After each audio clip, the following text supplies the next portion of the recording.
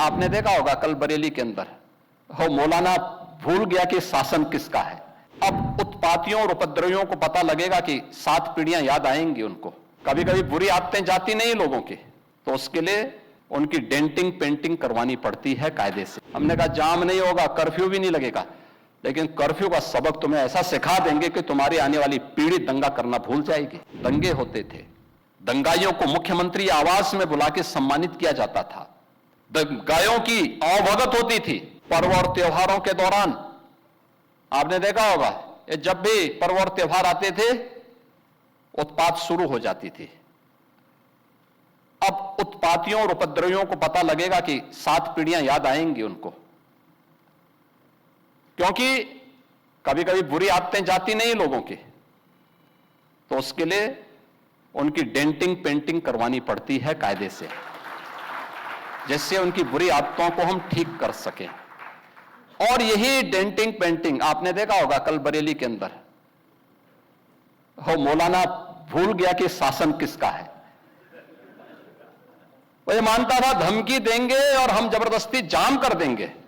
हमने कहा जाम नहीं होगा, कर्फ्यू भी नहीं लगेगा, लेकिन कर्फ्यू का सबक तुम्हें ऐसा सिखा देंगे कि तुम्हारी आने वाली पीढ़ी दंगा करना भूल जाएगी।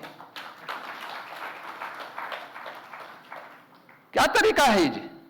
आप सिस्टम को ब्लॉक करना चाहते हैं। और यह प्रवृत्ति थी यूपी के अंदर, 17 के पहले यही होता था। और हम इसी बात को कह सकते हैं कि 17 के बाद हमने कर्फ्यू भी नहीं लगने दिया, लेकिन ऐसे बैरियर को चुन चुन करके वे जिस प्रकार की भाषा को समझते थे उस प्रकार की भाषा से उनको समझा करके उसको उसकी सजा दिलाने का काम भी किया है। और उत्तर प्रदेश की ग्रोथ स्टोरी यहीं से शुरू होती है।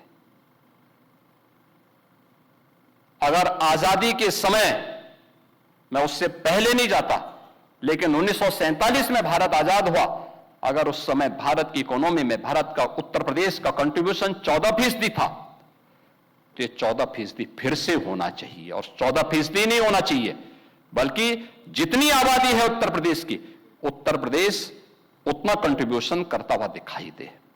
ये हमारा राष्ट्रीय धर्म है और दायित्व भी है, और उसी के तहत ये सब कार्य योजना बन रही है।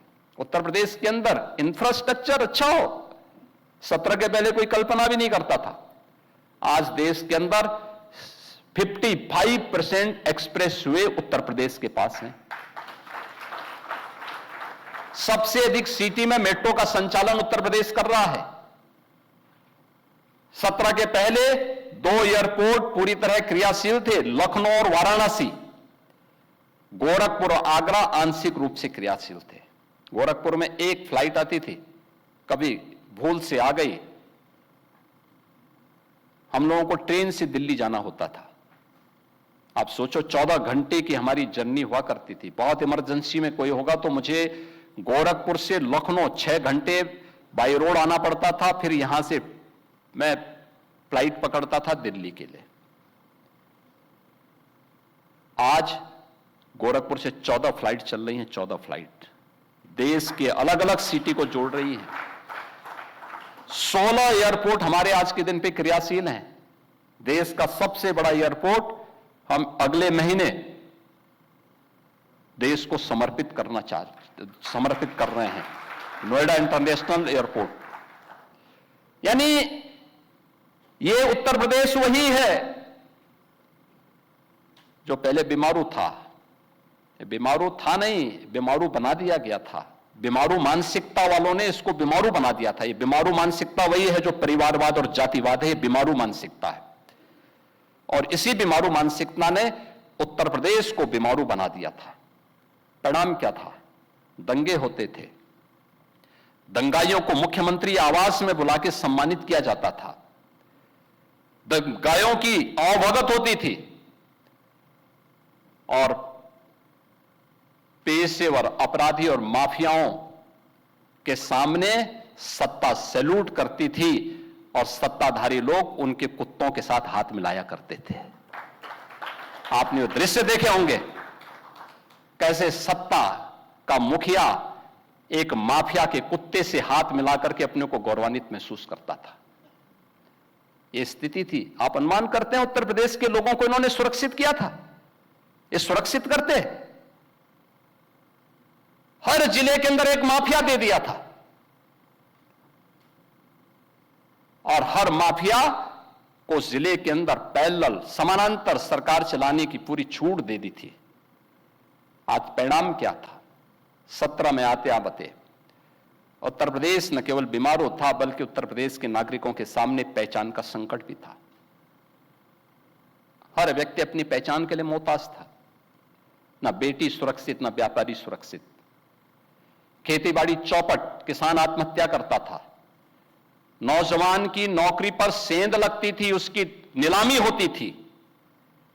चाचा भतीजा दोनों वसूली के लिए निकल पड़ते थे। वसूली का गैंग चलता था। ट्रांसफर पोस्टिंग में इनके दलाल बोली लगाया करते थे। और आप भी देखते होंगे जब हम ट्रांसफर पोस्टिंग करते हैं तो आज भी उनकी पीड़ा झलक उठती है। कैसे हम लोगों ने उनके उस अनैतिक अवैध व्यापार पर कैसे प्रहार किया है। उनके सभी चेले चपाटे किस प्रकार से चिल्लाते हुए दिखाई देते हैं। हर एक मामले में आज आप देख सकते हैं world class infrastructure Uttar Pradesh के पास। एक्सप्रेसवे नंबर 1 पर, रेलवे का नेटवर्क नंबर 1 पर, मेट्रो नंबर 1 पर, एयरपोर्ट एयर कनेक्टिविटी नंबर 1 पर, देश की पहली रैपिड रेल उत्तर प्रदेश में, देश का पहले इनलैंड वाटरवे उत्तर प्रदेश में, एमएसएमई का सबसे बड़ा देश उत्तर प्रदेश में।